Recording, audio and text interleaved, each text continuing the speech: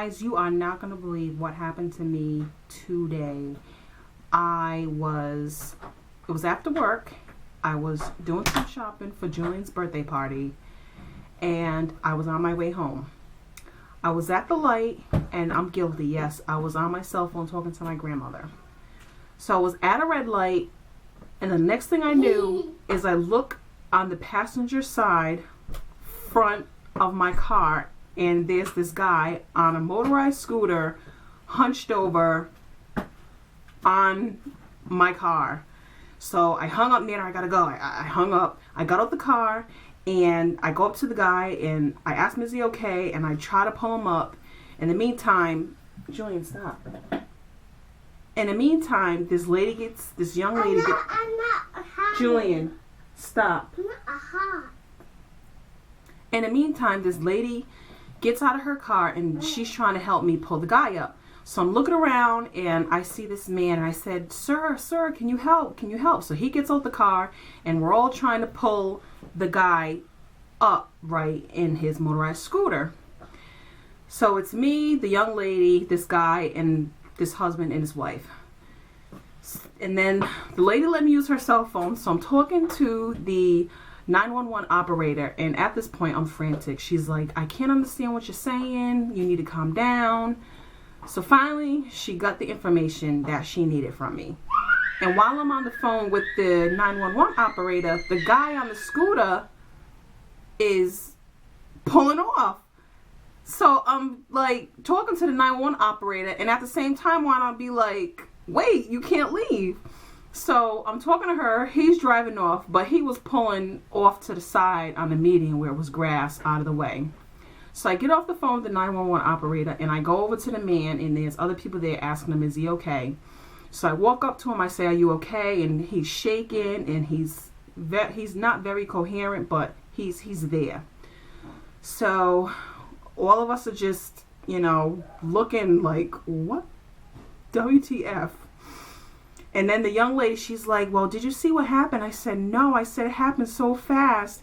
All I know is I looked, and he was in front of my car. I don't know if I heard it or I felt it or what, but he just was on my car. She said, well, I saw him driving, and he started shaking, and then he just started swerving off, and he went into your car. Now, mind you, I'm in the middle, so there's the first lane, I'm in the middle lane, and I'm at the first car in front of the light. And then there's the turning lane. So she's like, do you want me to stay? And I said, yes, if you don't mind. So she stayed. Finally, it felt like forever. But finally, the EMS people came. And when the EMS guy comes up to us, he's like, oh, what happened?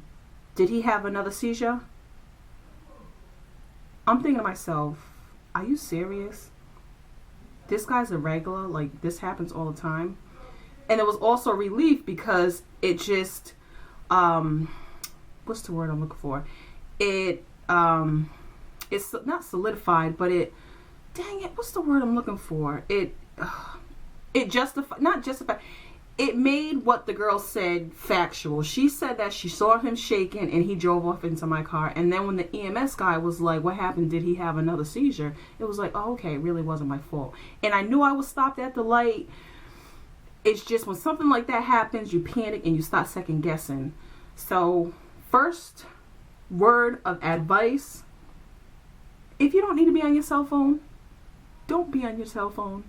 Granted, they say texting while driving is bad. Any distracted driving is bad. So if you don't need to be on your cell phone, don't be on your cell phone. Okay, so the EMS guy, he's like, oh, what happened? Did he have another seizure? And we're like, yeah, we think so. So the girl was like, are you all set? I said, yeah, thank you for staying. So she left. And then the husband and the wife, and the husband was nice enough to move my car because, like I said, I was a wreck. I just left my car in the middle of the road with the door open, with the hazard lights flashing. So he moved my car for me, and so they left. And then there was another guy, and he had a pickup truck, and he was like, well, if they take him in the ambulance, I can move his motorized scooter for him. And when I was talking to the 911 operator, I could not for the life of me think of what you call that thing. I was like, it's a vehicle. It's a motorized car. She just was like, what are you talking about? But anyway, so the guy took out this jug, and the EMS guy was like, what are you doing? And he was like, I gotta go pee. And the EMS guy was like, you're not gonna do that here. You can't do that out here on the street. And the guy was like, get off of me. So he's pushing and pulling, and the EMS guy's like, don't fight with me. Don't fight with me. So at this time, I'm like, this is really too much. So I went up to the officer. I was like, excuse me, officer, do I need to be here? I'm the person whose car he ran into. He said, well, do you want to file a report? I said, no, if I don't need to be here, I want to go home. He said, are you sure you don't want to file a report? I said, I'm sure. If I can go home, I want to go home. He said, are you sure you don't want to file a report for the damages? I said, I'm all right. I want to go home. So he told me I can go home. So I got in my car and I went home. There were no damages to my car, but I have to say it was only the grace of God that it wasn't worse, because it could have been worse. The traffic could have been going, the light could have been green, and he could have veered off in traffic and somebody could have hit him.